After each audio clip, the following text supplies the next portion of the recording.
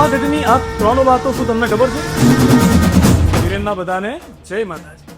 પહેલી વાત, ગુજરાતનું કોઈ સૌથી પ્રાચીન મંદિર હોય તો એ છે પાવાગઢ. કહેવાય છે કે અંદાજિત 10મી કે 11મી સદીમાં આ મંદિરનું નિર્માણ થયું. બીજી વાત, 51 શક્તિપીઠમાંથી એક છે પાવાગઢ, જેમાં સતીના જમણા પગનો અંગૂઠો પડ્યો હતો અને એ અંગૂઠાને ઢાંકવા માટે જે પહાડ લાવવામાં આવે છે એટલા માટે નામ પડ્યું પાવાગઢ. લવકુશની મોક્ષવાળી ભૂમિ એટલે પાવાગઢ.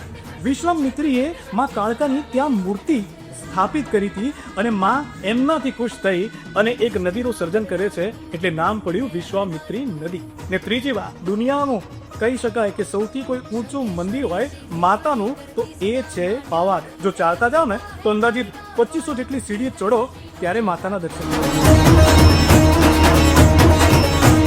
પતઈ રાજાની ખોટી નજરથી જો માં પાવાવાળી એનું રાજ્ય વેર વિખેર કરી શકે છે તો યાદ આપજો, ખોટું કરવા વાળા ઉપર બેઠેલી માં કાળી તમારી પર નજર રાખી રહી છે. ધાર્મિક લાગણીથી કે પછી ઇતિહાસને જાણવા કે પછી કુદરતી સૌંદર્યને માણવા આજે આ સદીમાં પાવાગઢ જનારા અનેક લોકો છે.